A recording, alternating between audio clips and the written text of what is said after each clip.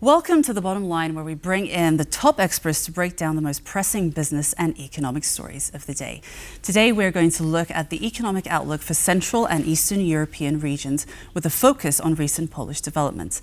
To explore the details, we are joined by Ignacy Morawski, chief economist at Puls Biznesu. Good afternoon, and thank you for joining us. Hello, good afternoon.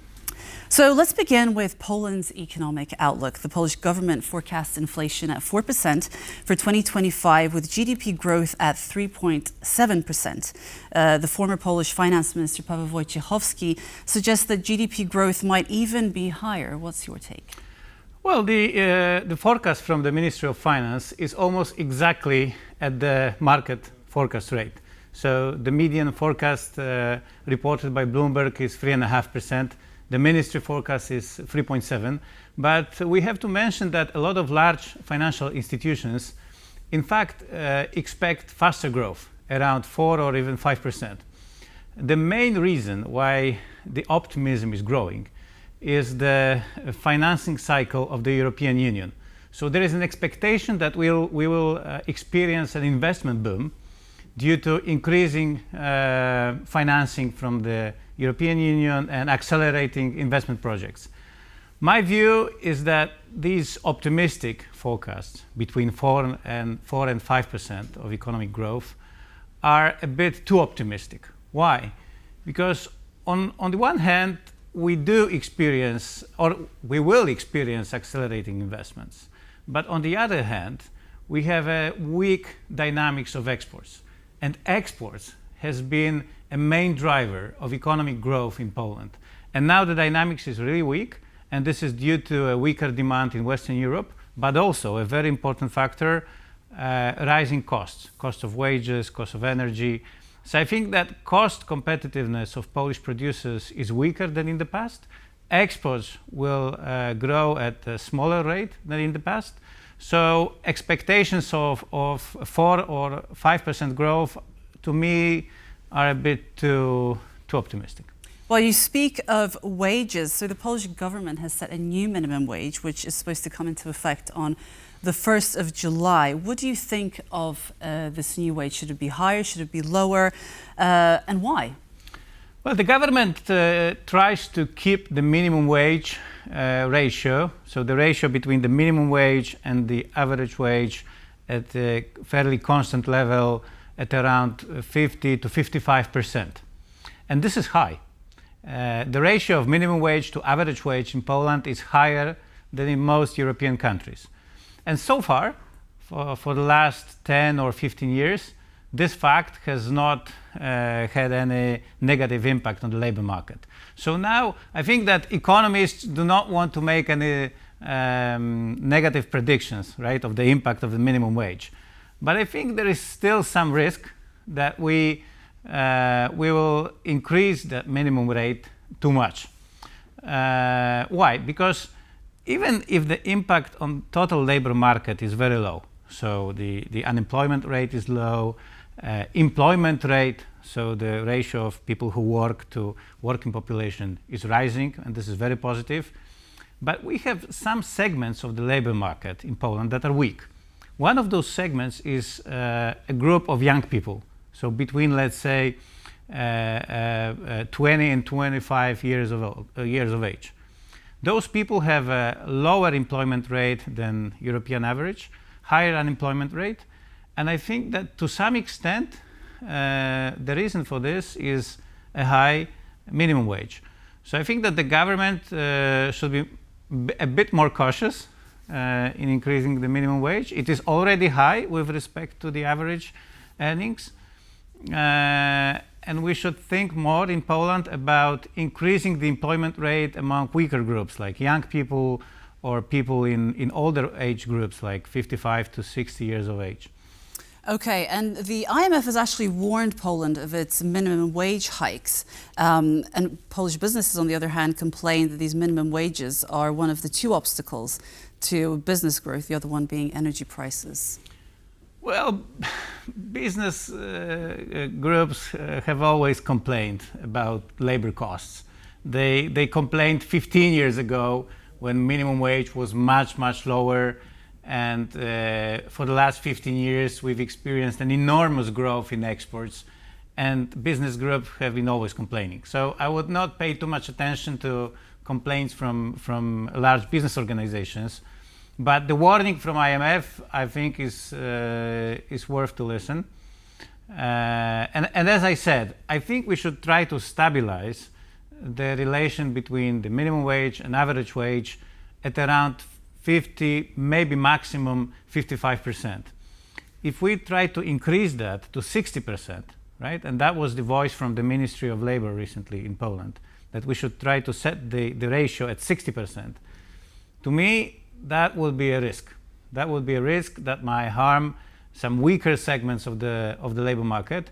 And moreover, I think that today the story of rising labor costs is more important than in the past. Why? Because of the stronger exchange rate. So zloty, Polish currency, is getting stronger, and therefore the labor costs viewed from the perspective of foreign investors are growing very fast.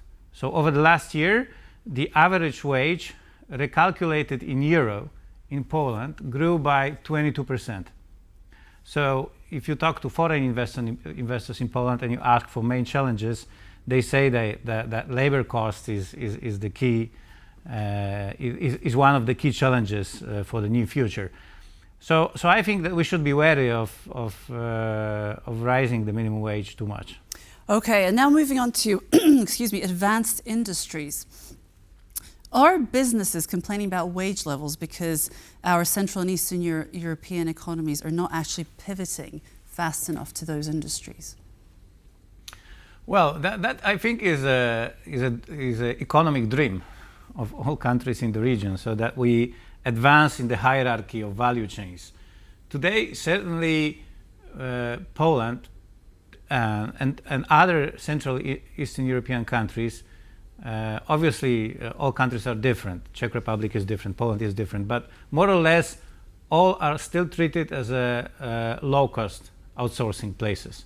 So if foreign companies want to increase their competitiveness by cutting costs, they very often consider relocating production or back office services to the region. Now the economic dream here is to develop more advanced production capabilities so that we can withstand growing labor costs. And my view is that it is happening. So the process of moving upwards the hierarchy of value chains and increasing productivity and growing new sectors, it is going on. And I can give you many examples, like business services.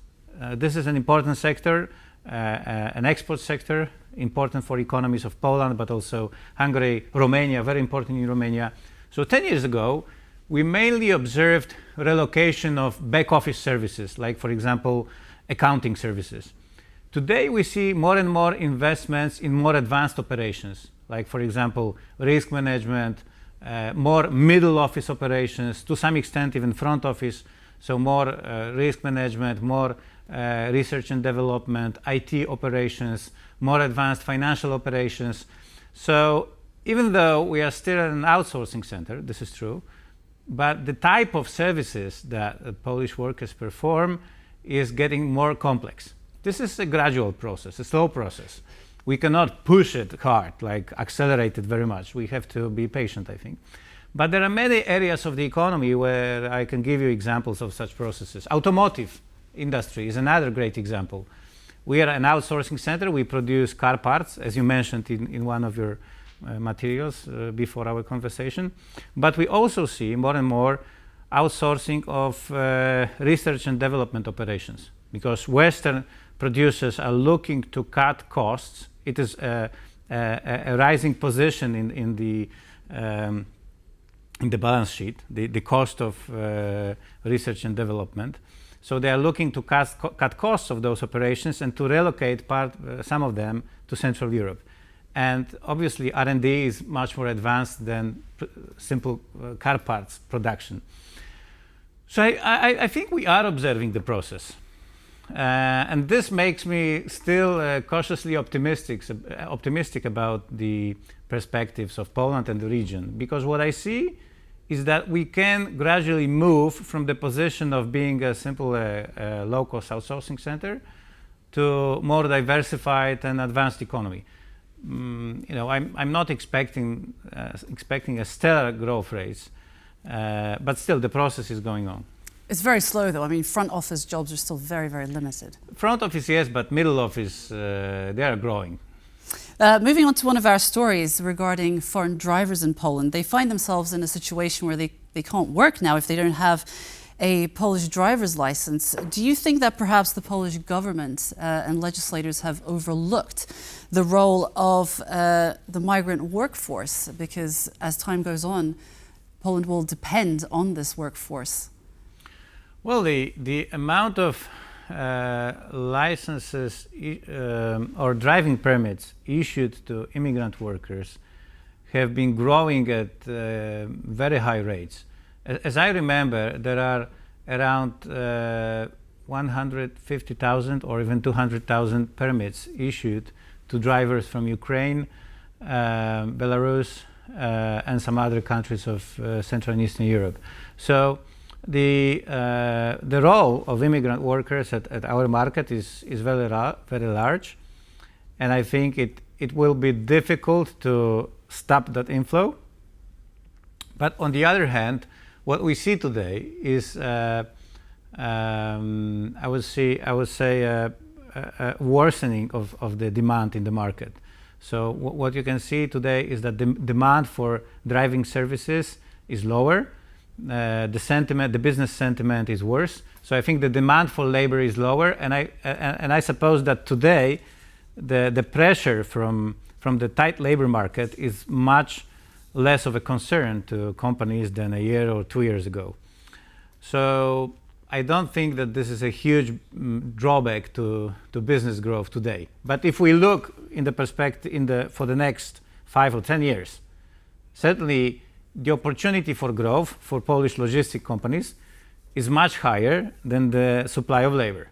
Okay. So either they increase productivity, and I think this actually, when you asked about moving to more advanced operations, in the logistics sector, what we should aim for is moving from simple driving operations to providing more advanced logistics services, like contract logistics. So I think the companies would try to look at moving towards more advanced business models. And this is one way of dealing with the labor shortage. Another is importing immigrants, but that's more difficult because we already have a lot of immigrants in this segment of the market, and it will be difficult to draw new Ukrainians or Belarusians. So we will have to look more to the east, probably to Asia, and this is more difficult due to cultural considerations. So I suppose that there will not be a huge inflow of immigrant workers within the next 5 to 10 years, and the businesses have to be ready for that. They have to look for business models that are less labor intensive. Okay. We're going to have to end our conversation there. Ignacy Morawski, Chief Economist at Puls Biznesu. Thank you very much. Thank you for being our guest today. And that brings us to the end of today's edition of Business Arena. I was your host, Marie Cato. Make sure you join us on Wednesday at 5:10 here on TVP World. Goodbye.